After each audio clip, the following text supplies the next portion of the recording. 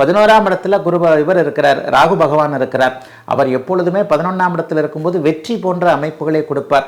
முயற்சிகளுக்கு தகுந்தாற் போல வெற்றி என்கின்ற அமைப்பும் இப்போது டிசம்பர் மாதம் கண்டிப்பாக மேஷராசிக்காரர்கள் ஒரு 50 வயதுக்கு மேற்பட்டவர்களுக்கு இருக்கிறது.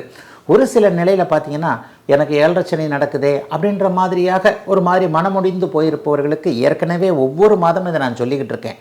சனி பகவான் விரயச்சனியாகத்தான் இப்போது வந்திருக்கிறார். செலவுகளை கொடுப்பார். மேஷராசிக்காரர்களுக்கு செலவுகள் இருக்கும். செலவு பண்ணால் என்ன, டெய்லி கடன் வாங்கிய செலவு பண்ணிக்கிட்டு இருக்க முடியும். வருமானம் வரணும் இல்லையா? செலவிற்கு ஏற்ற வருமானமும் இப்போது கண்டிப்பாக மேஷராசிக்காரர்களுக்கு இருக்கக்கூடிய நிலைமைகள் இருக்கிறது.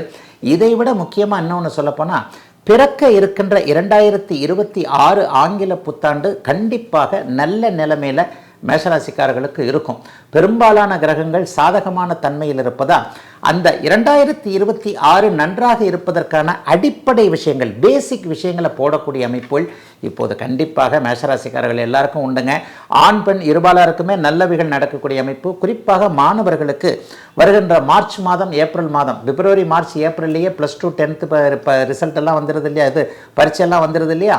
இந்த பரீட்சையில் நீங்கள் நல்லா படிப்பதற்கான உறுதுணையாக ஆதரவாக இருக்கக்கூடிய சில விஷயங்கள், வழிகாட்டுதல்கள் எல்லாம் இருக்கக்கூடிய சிறப்பு நன்மைகள் இருக்கக்கூடிய நல்ல மாதமாக அமைந்திருக்குதுங்க 2025 டிசம்பர் மாதம்.